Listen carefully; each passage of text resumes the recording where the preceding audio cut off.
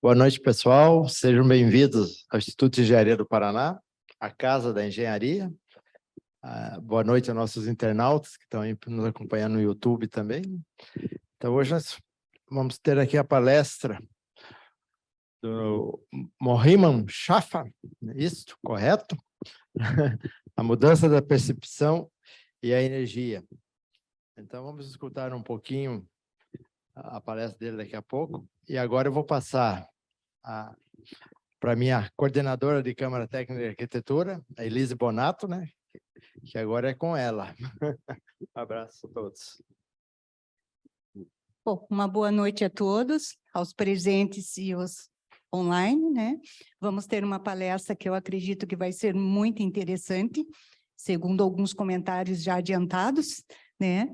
Então, eu vou ler aqui o currículo de Mohiman e já convidá-lo a entrar para a palestra. Então, uma boa noite a todos. Por meio da Câmara Técnica de Arquitetura e Urbanismo, a palestra Mudança de Percepção e a Energia. É o tema, inclusive, do livro com o mesmo título, tá?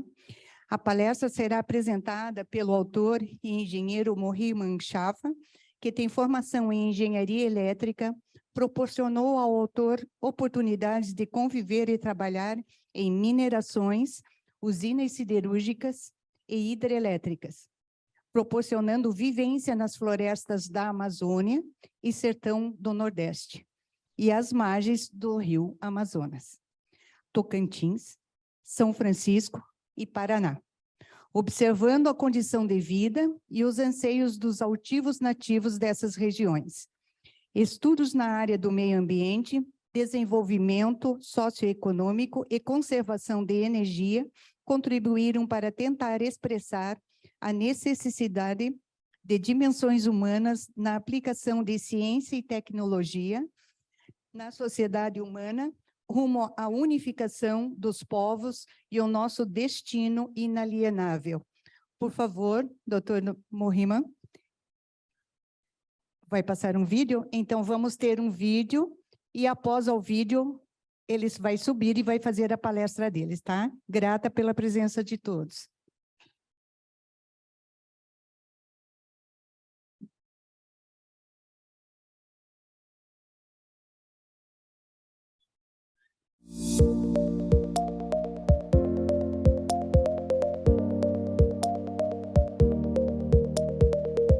Para os arquitetos e engenheiros verdes, o desempenho financeiro, assim como melhores condições de marketing, fazem com que atinjam a convergência entre recursos humanos e desempenho ambiental. Emory e Hunter Lovins alertam sobre a prática de pagar arquitetos e engenheiros pelo que gastam em seus projetos e não pelo que economizam. Encoraja-se com isso a construção de edifícios caros e ineficientes, justamente o contrário do que se necessita. A implementação do Programa Nacional de Conservação de Energia Elétrica, o PROCEL, somado a uma gama de medidas de conservação de energia, contribuíram para restringir o crescimento da demanda, o que significou para as concessionárias de energia adiar investimentos bilionários na implantação de novas usinas. Há ainda um vasto campo de pesquisa, estudos de processos, métodos e avaliações que podem proporcionar uma economia de energia elétrica no projeto, na produção de materiais, na construção e na operação dos edifícios comerciais e públicos. O Building Energy Efficiency Advisor apresenta o programa para edifícios com medidas de eficiência energética. O processo de avaliação usado neste programa compara padrões típicos de consumo de energia em mais de 40 tipos de edifícios e prioriza oportunidades de economia de energia dentro de um universo de mais de 55 medidas de eficiência energética nos campos de gestão de energia, projeto arquitetônico, iluminação, projetos de aquecimento, ventilação e ar-condicionado, com as seguintes observações.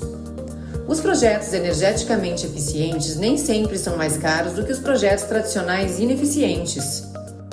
Uma análise completa da vida útil, incluindo instalação, manutenção, custos de energia e reparos, favoreceria, de modo geral, os sistemas energeticamente eficientes em relação aos sistemas menos eficientes. Para um edifício, as estratégias de economia de energia mais eficazes são desenvolvidas nos estágios iniciais de planejamento e desenho esquemático do projeto. A eficiência energética envolve mais que o simples projeto arquitetônico e o sistema construtivo. A sensibilização dos ocupantes sobre eficiência energética, com uma maior conscientização acerca de atitudes que podem ser tomadas para se contribuir na conservação de energia, irá reduzir os custos operacionais e virtualmente um custo zero. Ao contrário de uma indústria onde geralmente o consumo de energia agrega-se ao custo final do produto e, portanto, é permanentemente controlado e economizado, nos edifícios comerciais, este cuidado com a contenção de desperdícios de energia parte mais da consciência de seus administradores do que de uma cultura de uso parcimonioso de energia. O custo final de energia do condomínio é rateado entre os condôminos e o próprio administrador, que na maioria dos casos sequer participa deste rateio. Sendo assim, a economia de energia deve partir frequentemente da consciência dos funcionários responsáveis por cada turno de trabalho. As variáveis que influenciam o consumo de energia em um edifício se enquadram dentro de 3 grupos. Primeiro, as características arquitetônicas e construtivas, área total, número de pavimentos, sistemas de serviços e equipamentos instalados, a fim de prover um ambiente com grau adequado de conforto. Segundo, fatores climáticos, orientação da maior fachada e isolamento térmico. Terceiro, fatores humanos, sociais, filosóficos e culturais dos usuários do edifício. Estes envolvem a postura e as atitudes dos usuários, a percepção do proprietário e, não menos importante, o treinamento e a conscientização dos funcionários responsáveis pela operação e manutenção do edifício. Considerações sobre aspectos econômicos do consumo de energia nas construções. Uma análise de eficiência energética dos edifícios pode gerar, dependendo da percepção do protagonista, novos conceitos de projetos arquitetônicos, elétricos e procedimentos operacionais. Pode induzir a pesquisa de novos tipos de materiais e equipamentos que atendam aos atuais requisitos de conservação de energia e incutir uma visão sistêmica sobre o empreendimento como um todo, visando não apenas uma redução dos custos dos materiais e componentes na construção, mas também dos custos operacionais e principalmente sociais de uma construção, prevista para existir e servir uma comunidade por dezenas de anos. Mudança de percepção e a energia. A formação em engenharia elétrica proporcionou a Morri Manchaca oportunidades de conviver e trabalhar em minerações, usinas siderúrgicas e hidrelétricas, proporcionando vivência nas florestas da Amazônia, sertão do Nordeste e as margens do rio Amazonas. Além disso, Tocantins, São Francisco e Paraná, observando a condição de vida e os anseios dos nativos dessas regiões. Estudos na área do meio ambiente, desenvolvimento socioeconômico e conservação de energia contribuíram para expressar a necessidade de dimensões humanas da aplicação da ciência e tecnologia na sociedade, rumo à unificação dos povos, o nosso destino inanielável.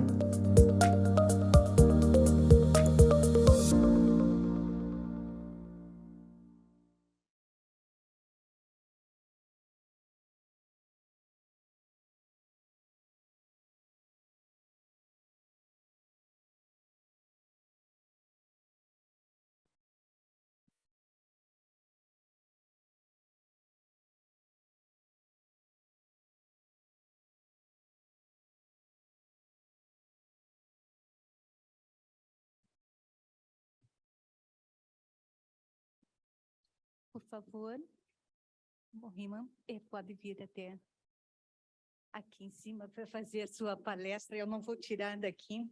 Sente-se, fique à vontade. Seja bem-vindo.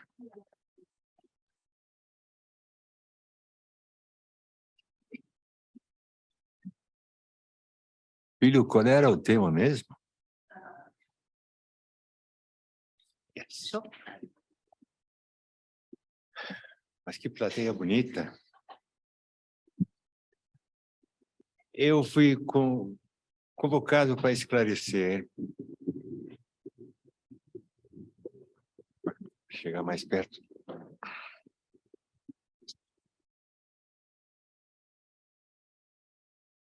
Sinto-me honrado de estar com vocês aqui para esclarecer por que um documento sobre energia elétrica fala de campo humano e social, assuntos humanos e sociais.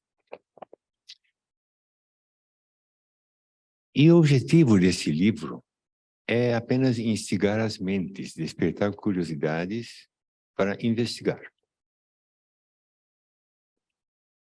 E confesso que quando fui defender essa dissertação 20 anos atrás, eu publiquei por insistência da minha esposa. Um dos membros da banca disse para mim: você entrou muito no campo humano e social, e sua dissertação corre o risco de ser perigosamente superficial.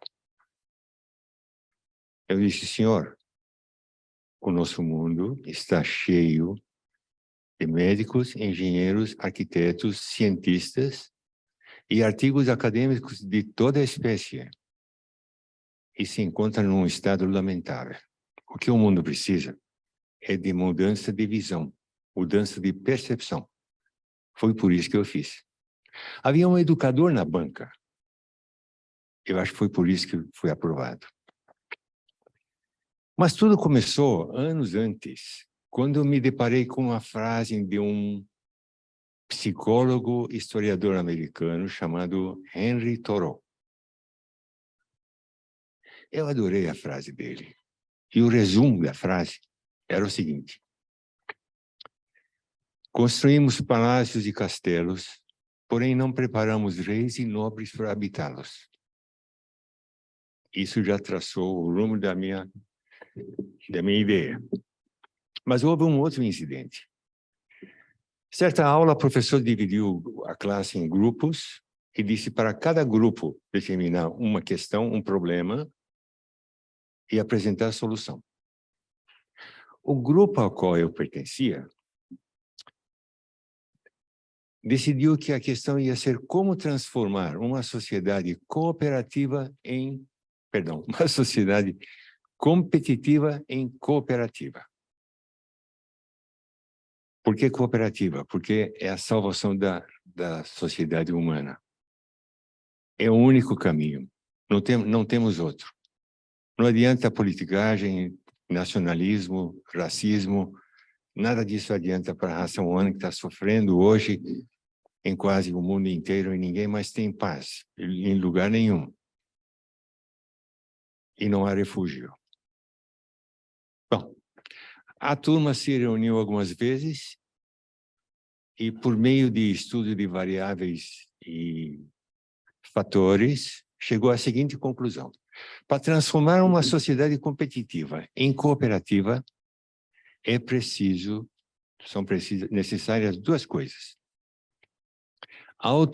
autoeducação e consulta.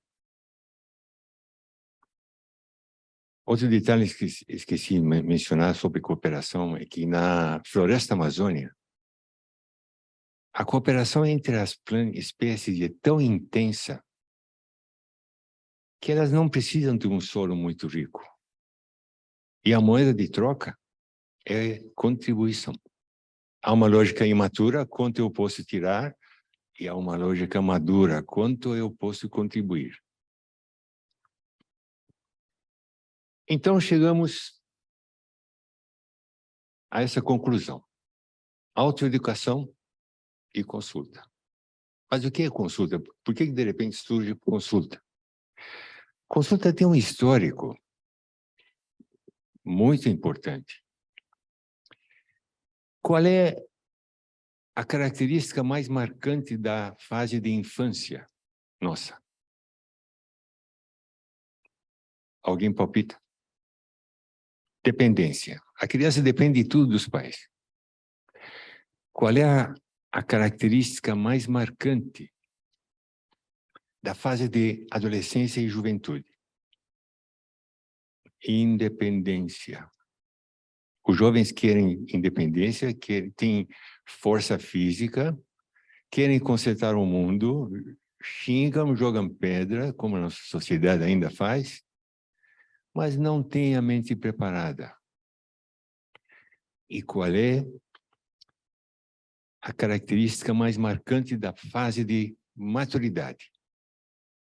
Eu não disse adulto, eu disse maturidade. interdependência. As pessoas maduras sentam, dialogam e resolvem seus problemas. Portanto, nós estamos passando estamos em transição. A sociedade humana está em transição entre a fase de adolescência e a maturidade. Por que a adolescência? Porque ainda fazemos guerras, ainda investimos maciçamente em equipamentos militares, treinamento para a guerra. Muito, muito mais do que educação para a paz. E por que maturidade? Porque já temos a aurora da paz suprema no planeta. Está no começo, bem na fase de infância, mas está lá, é a ONU. Já temos União Europeia, já temos Mercosul, já temos um senso de necessidade de diálogo, de conversar. As empresas mais adiantadas em questões de administração não têm mais chefe de departamento. Cada departamento é formado por uma equipe que toma decisões em equipe. Então, nós temos numa empresa, departamento de manutenção, de produção, pessoal, compras, vendas, etc. São grupos que se reúnem e decidem, se consultam e decidem.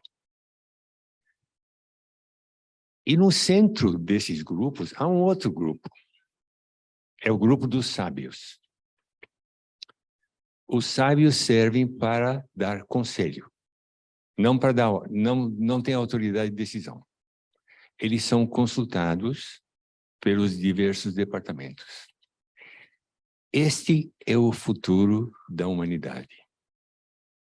A humanidade futura, a sociedade futura, não vai girar em torno de personalidades, em torno de líderes.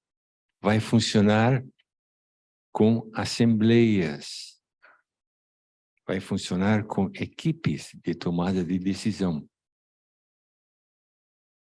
E nessas assembleias, nessas equipes, os indivíduos não aparecem. A decisão aparece. Sabe-se que lá tem uma equipe, toma uma decisão e aparece.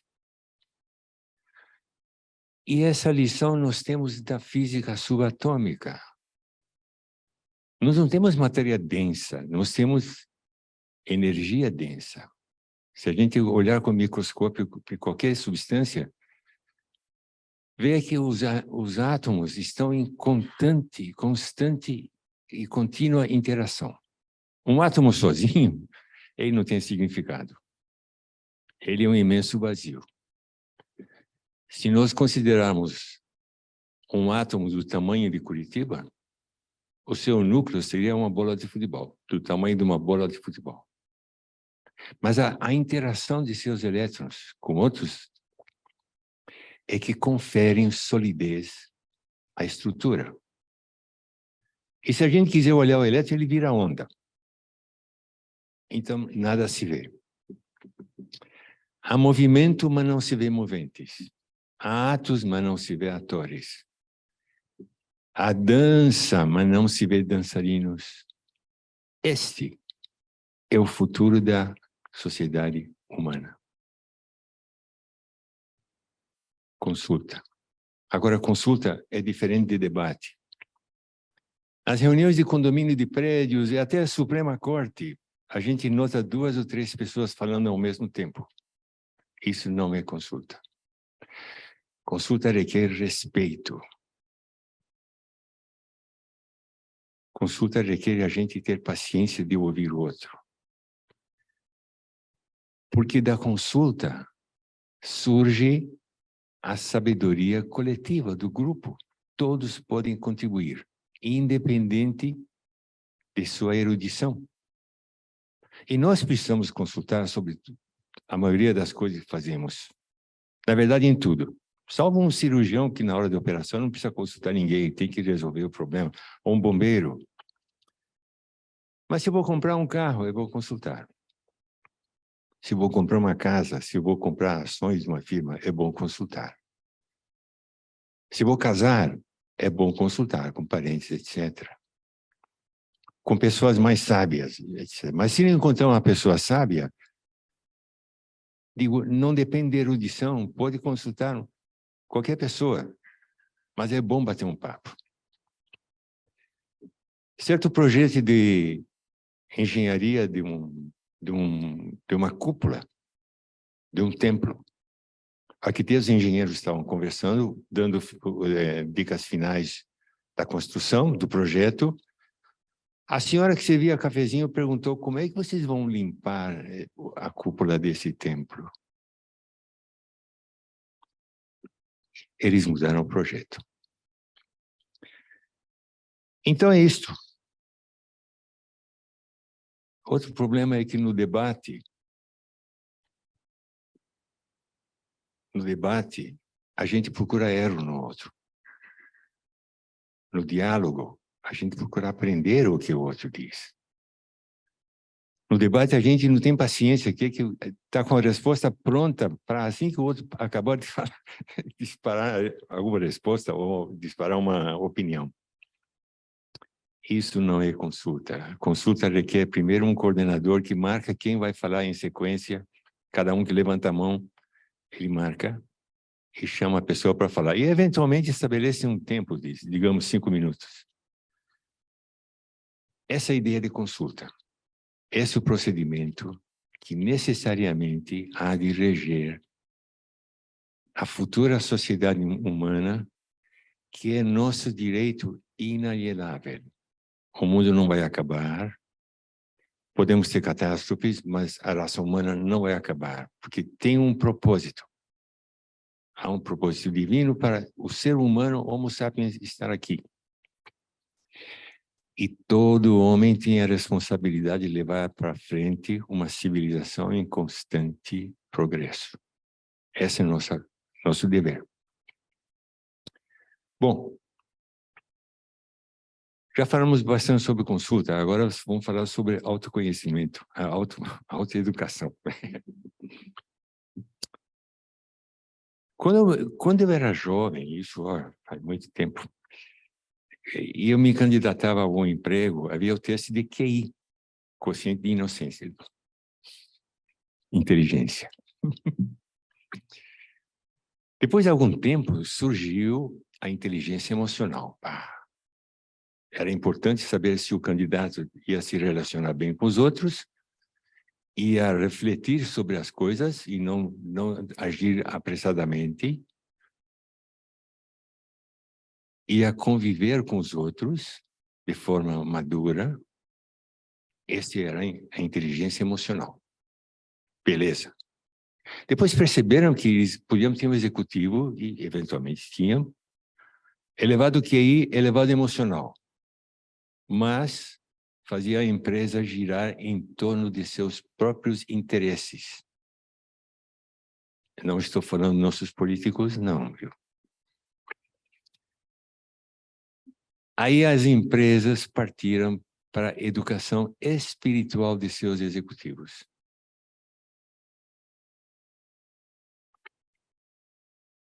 O que é espiritual? Antes disso, o que é que nós chamamos de uma pessoa humana? Como é que nós chegamos à conclusão que uma pessoa é humana? É uma boa pergunta. O Rumi, um poeta místico persa, dizia que antes eu era inteligente e queria mudar o mundo. Hoje sou sábio e quero transformar a mim mesmo. Então nós temos uma missão pela frente, é de nossa contínua transformação. Agora alguém pode dizer assim, mas você sozinho, você pode até se espiritualizar, se tornar mais humano, mas uma andorinha só não faz verão. Acontece que existe a questão de massa crítica. Quando uma massa crítica de pessoas numa localidade, numa cidade, adquire uma consciência, essa consciência causa impacto na sociedade. E tem mais, atravessa mares. Isso foi comprovado com a experiência de macacos no Oceano Pacífico. A consciência de uma massa crítica, ela atravessa mares e causa impacto. Agora, a autoeducação, alguns perdoem, minha memória virou uma vaga lembrança. Alguns pensadores consideram como autorrealização. É o topo da pirâmide. A pirâmide começa com a necessidade básica do ser humano. É vestuário, é comida, é proteção, é afeto, é lazer, é habitação. No topo chega a autorrealização. Quando a pessoa desenvolve seu potencial humano. Nós todos temos um infinito potencial humano, mas precisamos desenvolver. É que nem inteligência, ninguém nasce inteligente, inteligência se adquire com estudos, com exercícios. Sim, a pessoa nasce com habilidades, cada pessoa tem suas habilidades peculiares. Um é poeta, outro é engenheiro, outro é químico, etc. Mas nosso potencial humano é o que nós precisamos desenvolver. E como desenvolver? Por meio de servir aos outros em troca de nada. É o único meio de uma pessoa desenvolver seu potencial humano. É servir os outros. E hoje, nós temos oportunidades para fazer isso. Por exemplo, um cozinheiro que está num restaurante fazendo macarrão. Ele pode fazer um macarrão de qualquer maneira, botar no prato e mandar à frente. Mas ele pode também pensar, como é que vou fazer para que o cliente tenha o máximo de prazer com esse macarrão? Ele tenha o máximo de satisfação. Essa busca de excelência é servir. É uma maneira de desenvolver nosso potencial. Ou um arquiteto que vai fazer projeto de uma casa, ele pensa, como vou fazer para que a casa tenha a melhor iluminação natural possível? Não do jeito que eu quero, mas que o cliente fique satisfeito. Como é que eu vou fazer para que a casa tenha a melhor circulação possível? Como é que eu vou fazer para que a casa tenha uma manutenção mais prática e mais fácil? Eu tenho observado aqui em Curitiba estruturas públicas sujas, difíceis de lavar e sujeitas à corrosão. Mas isso é busca de excelência, busca de perfeição. E isso perante Deus é muito louvável. Isso é o que libera também nosso potencial humano. Do outro lado, nós temos outro problema. São os modelos mentais. O que são modelos mentais? Por que a gente fala de modelos mentais? Porque o cérebro humano, a mente humana, perdão. A mente é uma emanação do cérebro. O cérebro é o físico. A mente é mística. A mente humana tem preguiça, tem dificuldade de compreender e processar realidades muito complexas. A mente humana tem dificuldade, às vezes, de separar conjecturas de fatos. Tem dificuldade de separar realidades subjetivas com realidades objetivas. Então, ele adota conceitos sem analisar. Como, por exemplo, dogmas religiosos. Como, por exemplo, O homem é superior à mulher. Então, portanto, ele merece ter um salário maior do que a mulher na mesma função. Ou, por exemplo, e o mais grave, o homem branco se sentir superior a outras raças, ignorante que nós todos somos da mesma raça. Então, é preciso refletir sobre a coerência, a validade, a consistência dos fatos que se colocam diante de nós.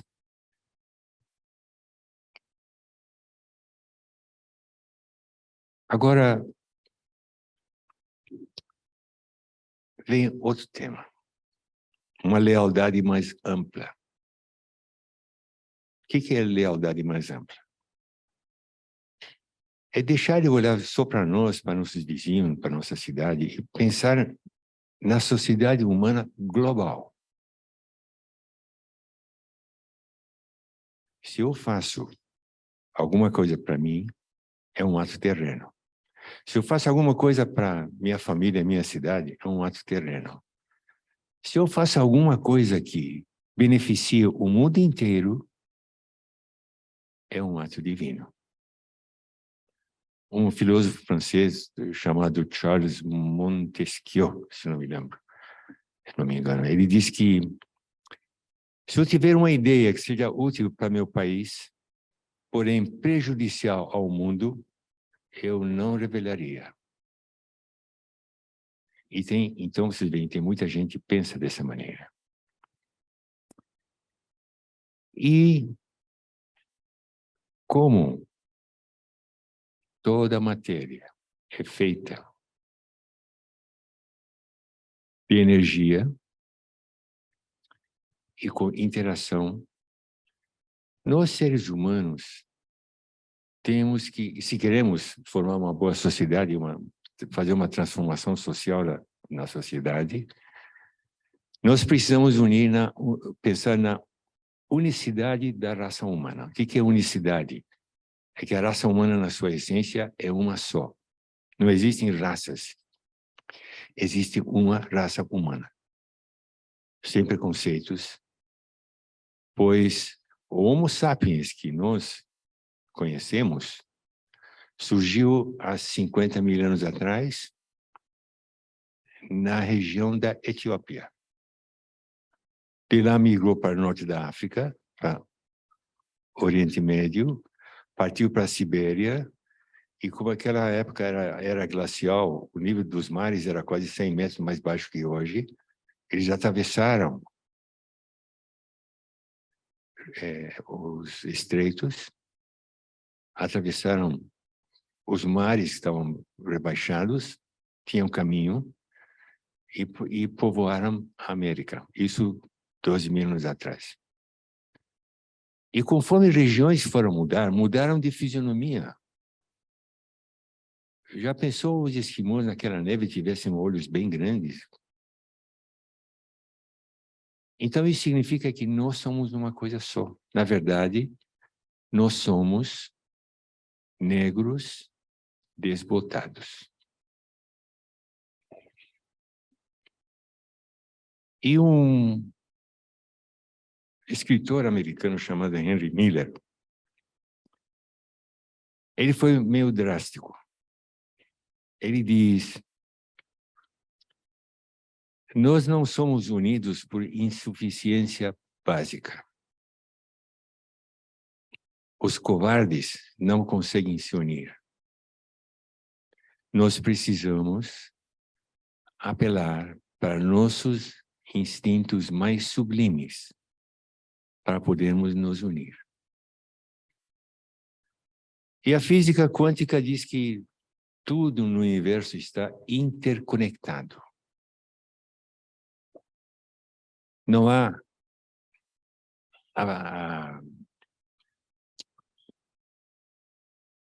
perdão, minha memória. Não há separação entre, né? O espaço é uma ilusão de que nós somos objetos separados. Todos estamos interconectados. Agora não vou tomar o tempo de vocês para detalhe. Mas uma ideia que eu gosto muito e quero compartilhar com vocês é o futuro da raça humana.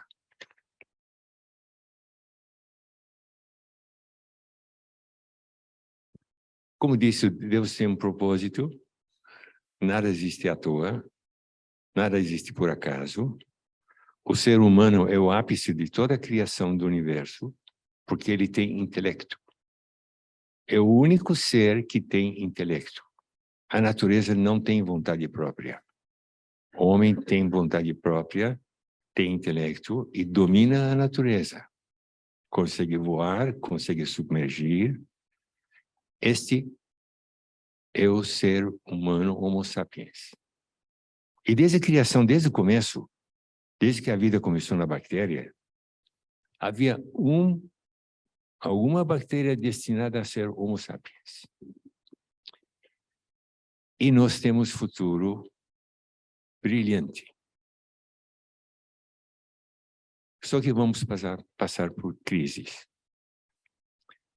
A crise da lagarta entra em crise, a sua estrutura entra em crise, para depois passar a ser uma borboleta e voar. Essa é a história similar da nossa sociedade. Vamos passar por crise, mas essa crise vai fazer com que a gente aprenda e evolua. Agora, como é que vai ser essa nova sociedade? Eu vou apresentar um vislumbre para vocês. Alguns chamam de velha ordem atual e a nova ordem, em vários campos. Por exemplo, no campo empresarial, a velha ordem é de competição, lucro imediato, estrutura, monopólio, dominação. A nova ordem, cooperação, negociação, processo, parceria, interrelação. No campo de educação, a velha ordem é de ter, todo mundo quer ter. Poder, prestígio, mansões, até religião tem, mas não são. Então, no campo de educação, a velha ordem se caracteriza por ter escala tecnológica, racional, reducionista, egocêntrica, ética transversal às demais ciências. E na nova ordem, o campo de educação vai ser, valor, intuitiva, holística, ecocêntrica e todas as ciências transversais à ética. E no campo da ciência, a velha ordem cartesiana, reducionista, determinista, analítica, linear. A nova ciência vai ser consciente das limitações, incertezas, sintética, não linear. No campo de tecnologia, produção para as massas, a velha ordem. É o puro materialismo. As massas compram porque se tornam educadas para comprar. E a nossa maior religião no planeta, como mencionei, e que todo mundo segue sem hesitar, é o consumo. E a tecnologia da velha ordem é dirigida ao consumo. Agora, nova ordem, tecnologia pelas massas. Alguns países se livraram, se tornaram autossuficientes em alimentação graças a fazendas familiares pequenas. Outro dia eu vi na televisão, 70% do alimento do mundo não vem desses campos de soja e trigo, vem de fazendas familiares pequenas. E na organização social, a velha ordem é nacionalista, racista, machista, poder político, autoritária, centralizadora. Que bom que a gente não está vendo essas coisas hoje, né? E na nova ordem, a terra, A Terra é um só país. O único jeito de nós termos sossego no mundo, tivermos paz, é a Terra ser um só país. E vai funcionar conforme aquelas assembleias, aqueles conselhos que eu mencionei. Não tem outro jeito. E a humanidade é uma só. E o feminino e o masculino são complementares. Em vez de poder político, nós vamos ter poder de união. E alguns poetas mencionam poder do amor. E poder do serviço. E será uma sociedade participativa. Obrigado pela paciência.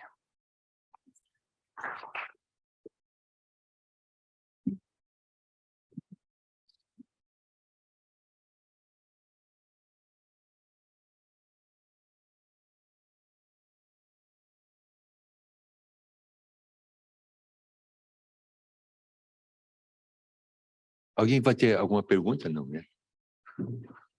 Espero que não, porque eu vou ter dificuldade de responder. Alguém quer fazer alguma pergunta? Está liberado. Acho que a gente tirar aqui.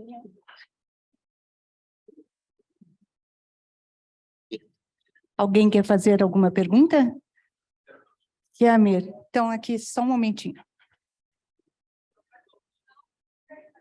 Tenho mais um microfone.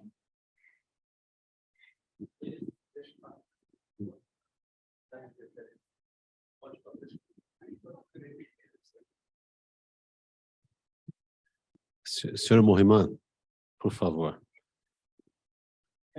Então, mas é que o Júlio me pediu uma pergunta para mim aqui.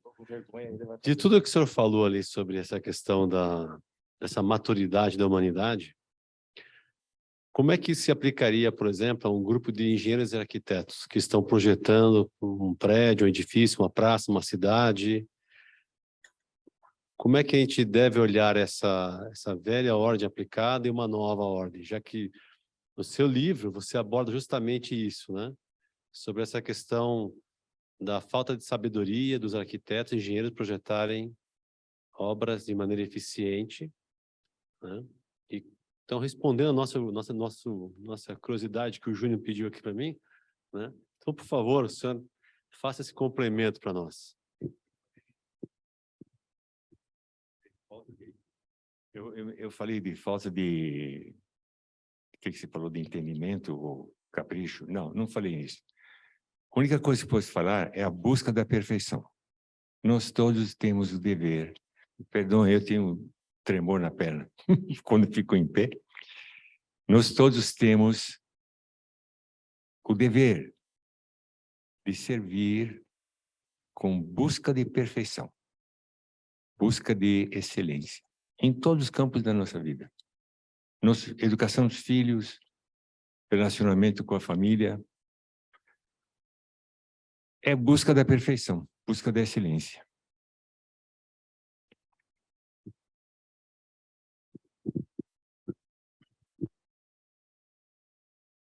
Boa noite, Ricardo Mesquita, arquiteto, urbanista, estudei engenharia também, e antes disso, técnico em edificações pela Escola Técnica. Tá? E uma coisa que eu aprendi na vida, eu fui durante...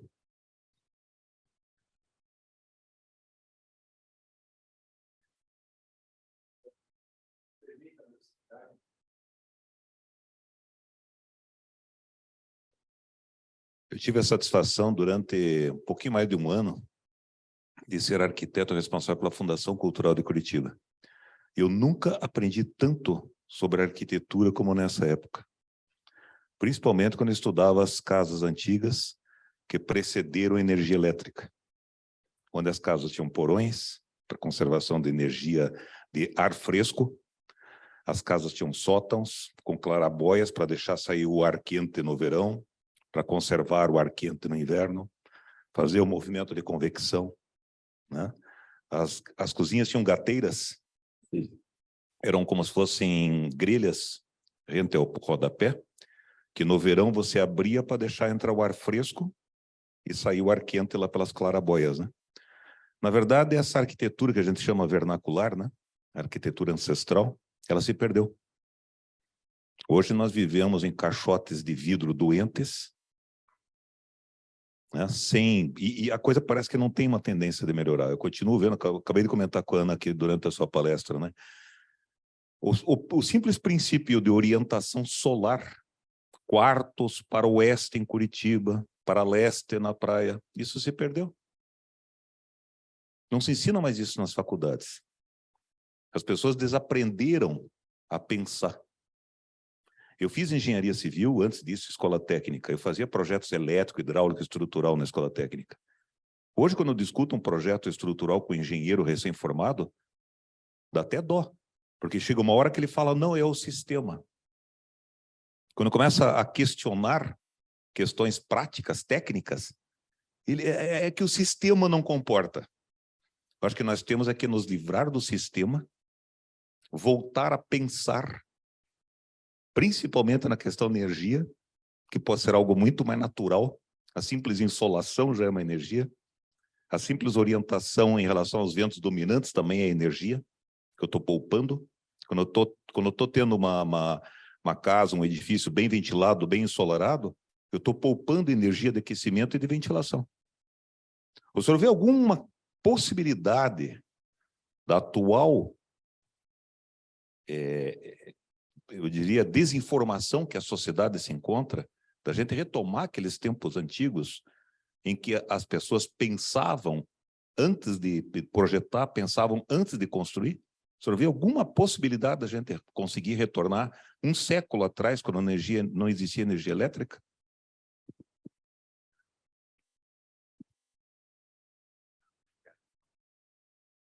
Eu vejo sim.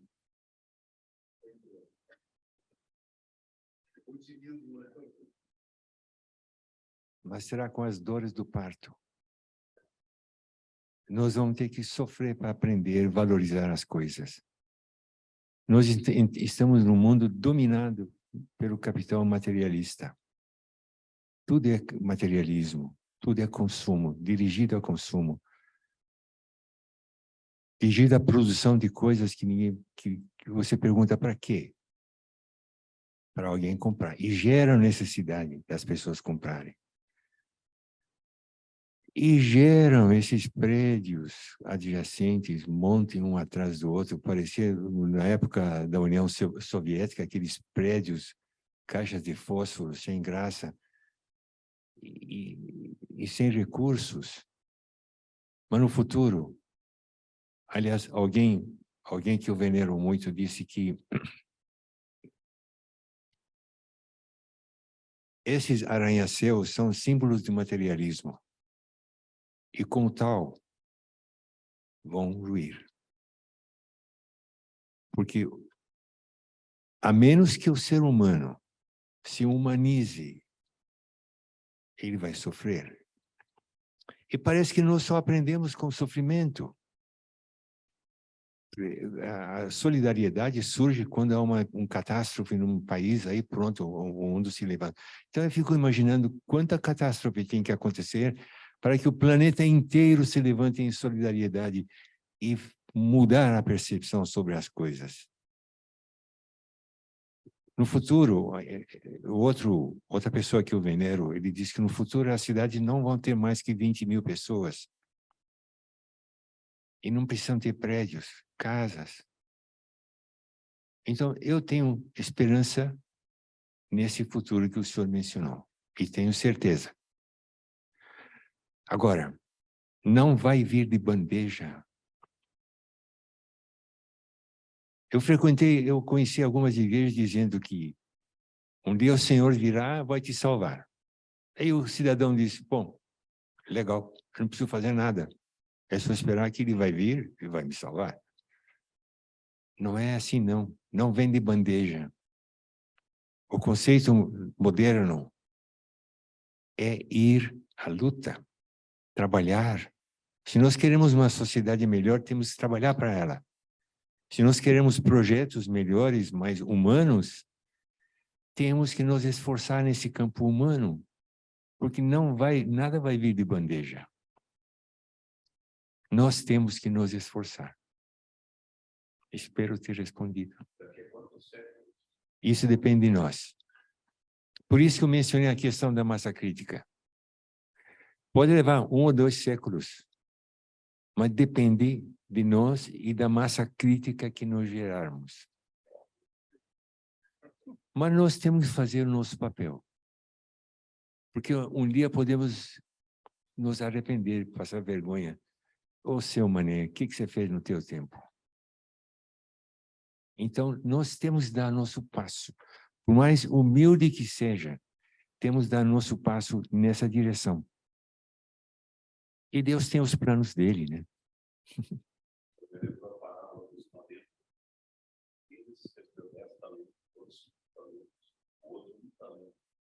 Dos 10 talentos, dobrou o seu capital. O dos 5 talentos, ganhou 50%. E o do 1 talento, escondeu. Não fez nada com aquele talento, quando ele perdeu. E nisso ele foi o único que foi mandado embora. Não foi digno de receber o talento. Outro conceito é o seguinte. Alguém pode dizer, pô, mas eu não tenho diploma, eu não fiz curso, eu não sou inteligente. Todos nós somos parecidos com vasos. Alguns um copinho de café, alguns um copo refrigerante, alguns um balde. Isso é capacidades. Não importa o tamanho. O que importa é que aquela xicrinha, aquele copinho de café esteja cheio, pleno. Eu uso minha plena capacidade. Os homens não são iguais. O ser humano não é igual. Alguns nascem para, vamos supor, como é um exército. Você não pode ter só soldado, não pode ter só general, tem que ter general, capitão, coronel, etc., soldado raso. E a sociedade humana precisa disso. Os homens não são criados iguais, como diz a Declaração de Independência dos Estados Unidos. Nós não somos criados iguais, nós somos apenas iguais perante Deus. Agora, cada um de nós tem que usar a sua capacidade. Aquele cozinheiro de macarrão de um restaurante, ele tem que fazer a capacidade dele render o máximo possível. Então é isto. Sem remorso que eu sou incapaz. Não. Aquilo que eu tenho capacidade, eu tenho que fazer. Por mais pequeno que seja.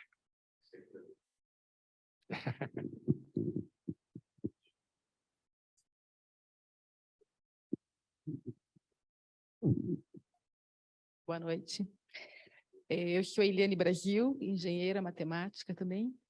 A respeito do que o colega ali estava falando dos projetos, eu trabalho mais com barracão industrial, tá? Não faço nada de residencial. De projetos de voltarem a ser projetos com energia mais sustentáveis, né? Será que a gente não vai chegar a isso na hora que a gente não tiver mais a matéria-prima para isso, né?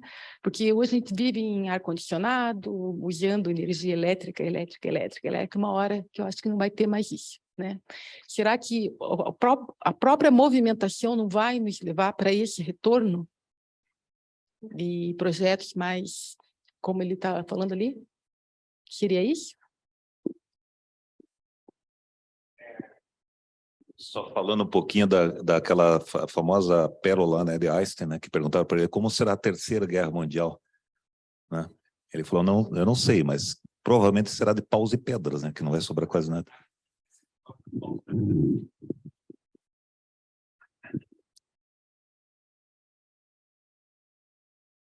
Agora me lembrei.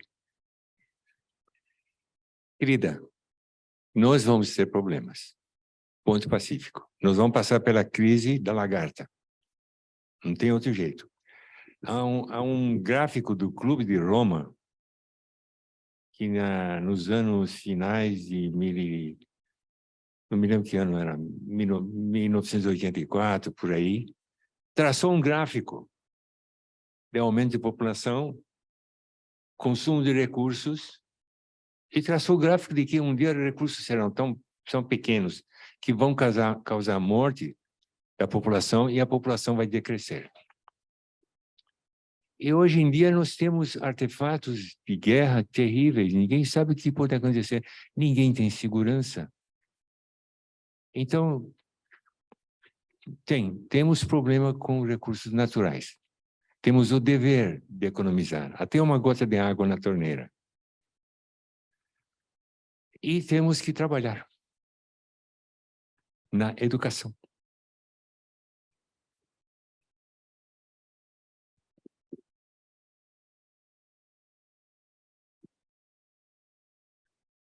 Alguém tem mais alguma pergunta?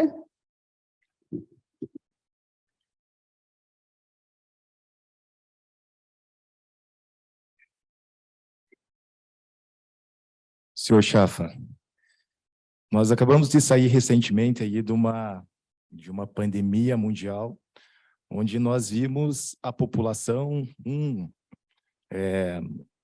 acusando o outro que você tomou vacina, você não comprou vacina, a culpa é tua, morreu gente por culpa tua, você não atendeu. Pessoas leigas, sem nenhum preparo, discutindo com médicos, com especialistas, com cientistas. E eu, como um engenheiro, né, eu acho que a gente sempre tem que respeitar o técnico, né? Então, se o médico está falando, está dizendo se isso é bom ou não é, nós temos que respeitar. E nós vimos a população fazendo isso. E nós vimos a população mundial, ao invés de se reunir e acabar com uma pandemia, eles estavam brigando por vacina. Quem comprava primeiro, quem vacinava o seu povo primeiro, e deixando as populações mais pobres, os países mais pobres, a morrer à míngua, né? Então, eu vejo também que nós estamos no século XXI. Hoje, com toda a informação que o mundo traz, ao momento todo no celular, a gente tem informação, e eu vejo, infelizmente, a sociedade regredindo. Nós deveríamos estar evoluindo para chegar a esse nível que o senhor falou aqui na sua palestra, né? Para ser mais humano, para dividir, para ser mais coerente, para ser mais irmãos, para ser uma nação só mundial. E eu vejo, infelizmente, que quanto mais informação a população, mais intriga ou mais guerra, mais a gente se afasta desse ideal, né?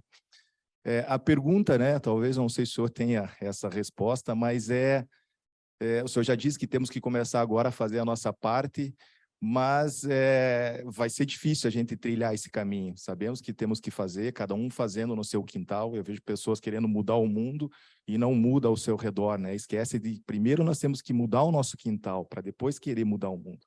Então, eu vejo pessoas falando coisas absurdas, né? Mas o que poderíamos começar, como poderíamos começar agora para mudar as futuras gerações, a geração do meu filho, do meu neto, dos nossos filhos, dos nossos netos, né? O que seria o principal, no seu ponto de vista, de passar para eles? Qual a principal lição que deveríamos deixar para eles nesse momento?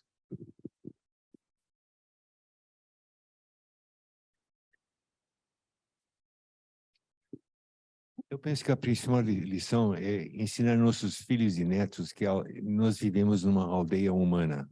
O globo terrestre é uma aldeia humana. E tudo que nós fizermos tem que ser para promover a união. A unidade da raça humana. Se não chegamos a essa unidade, vamos sofrer. E por isso que estamos sofrendo. Porque somos racistas e nacionalistas. Isso influi no comportamento. Somos egoístas. Salve-se quem puder, cada um por si. Mas, de novo, se eu me esforçar em educar meus filhos e meus netos, e eventualmente bisnetos, etc., ou transmitir alguma coisa desse tipo a meus amigos, não deixa de ter influência. Eu não posso salvar o mundo, mas eu tenho que dar um exemplo de ação. Eu faço a minha parte, a minha xicrinha de café. Mas o que o mundo sofre é justamente de divisão. Nós nos tornamos uma sociedade egoísta, consumista. E só pensamos em nós. Se fizer um teste numa sala de aula, você vai ver a maioria dos alunos, cada um por si. Que nem aquele professor que entrou na sala, chamou isso apareceu no Facebook, no WhatsApp, e tinha um rapaz chamado Marcos, que era negro, e falo para ele, o senhor sai da sala. Mas eu, professor, não fiz nada. O senhor sai da sala. E o aluno levantou e saiu. E o professor continuou dando aula falando sobre companheirismo e justiça. E questionou a classe inteira. Vocês toleraram a minha injustiça, não disseram nada. Quando eu mandei ele para fora da sala injustamente, vocês não falaram nada. Essa é uma aula de como nós temos que nos sentir responsáveis por nossos amigos, pelo bem-estar de todos. E não ter medo de falar, não ter medo de encarar a injustiça, não. Só que com sabedoria. Eu não vou sair por aí xingar alguém. Com sabedoria, que tenha eficácia. Espero ter respondido.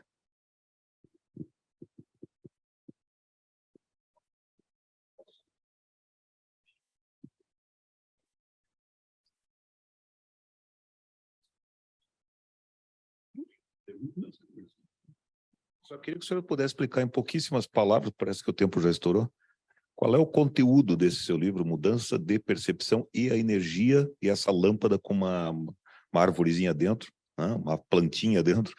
Rapidamente, assim, qual é o conteúdo? O que o senhor aborda nesse livro?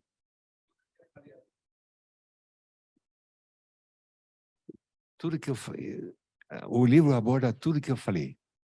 Sobre a unidade, sobre consulta, sobre... Me perdoem. Ok? Sim, tem a parte técnica.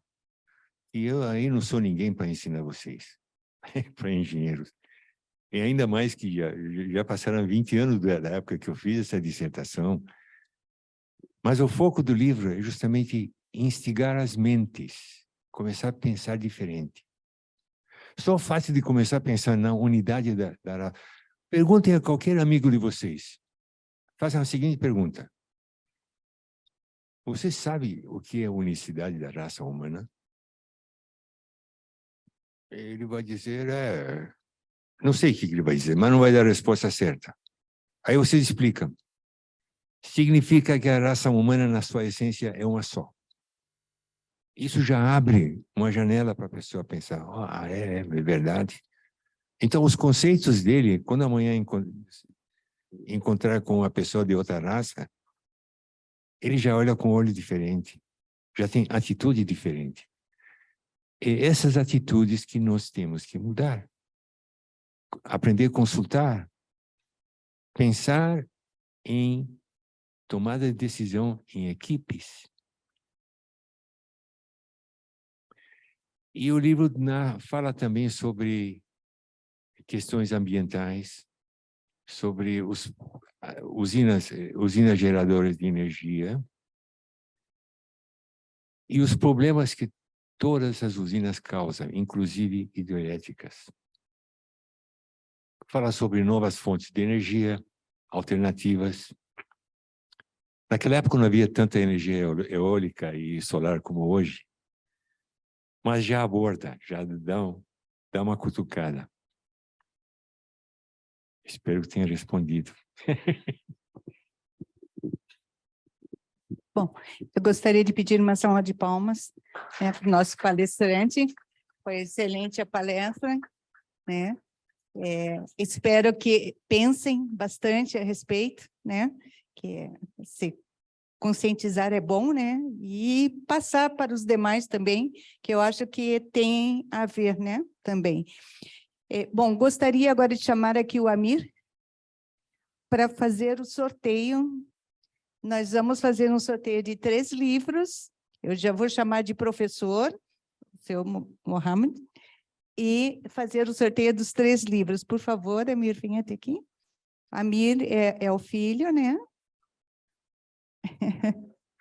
O sorteio vai ser eletrônico, então vai ser ali, rodado ali na tela. Primeiro resultado, vamos ver aqui, Amir. Nós temos aqui a folha com a presença de todas as pessoas aqui, quem assinou, né? E foi sorteada o primeiro livro para o número 30, né, Amir? Isso. Veja Foi aquilo ali. que a gente combinou, né? Antes, né? Isso. A Natália. Natália, Ah, já vi Natália. Vem aqui buscar, Natália. se ela quiser, seu pai faça uma dedicatória. O senhor poderia fazer daí uma dedicatória para ela? Sim. Para a Natália.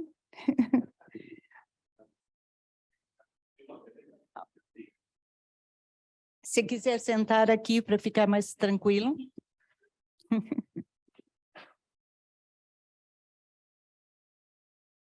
Acho que eu vou abrir. Então é ali, vai rodar ali, ó, número 14. Deixa eu ver.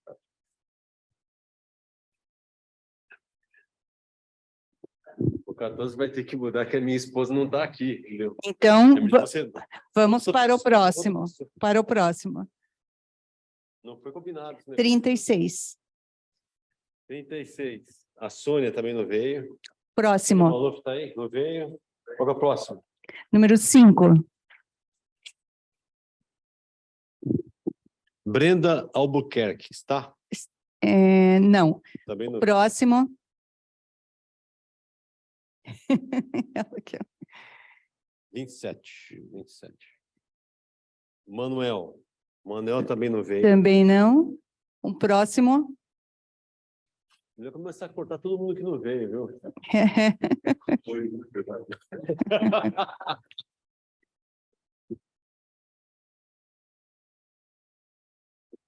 Eu sugiro presentear ela, que ela pediu o livro.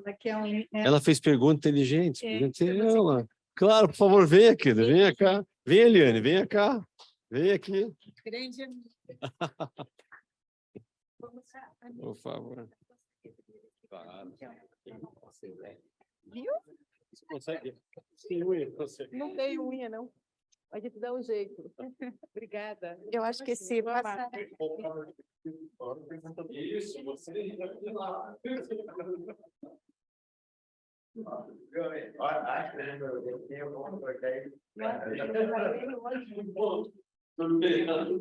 Ai, por favor.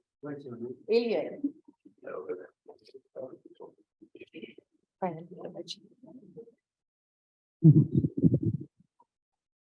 Vamos tentar, então, outro número ali? Número 8. Número 8? Não veio. Não veio. O próximo. Qual que é o próximo? 3. Andréia. Broliani. Aham, olha lá. Milagre, hein? Por favor, querida, pega o livro.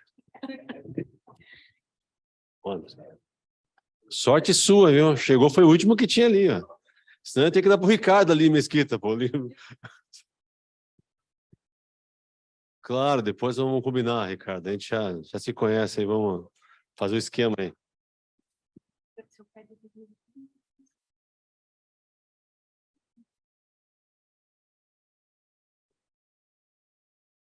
Não, mas os livros estão à venda.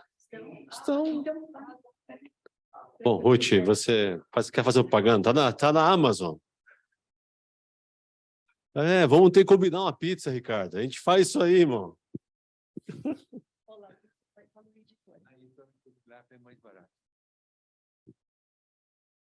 Na editora Uclaf?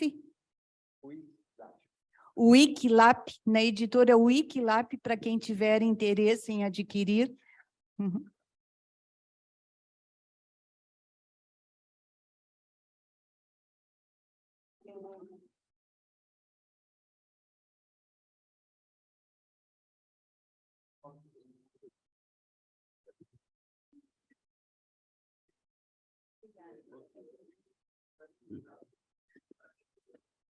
Agora nós vamos proceder à entrega do certificado de palestrante. Nosso presidente José Carlos vai fazer a entrega do certificado.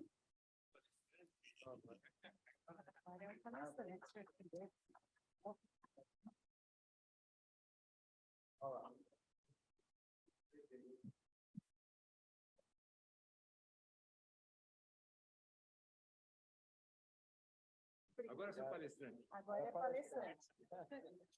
Meus parabéns.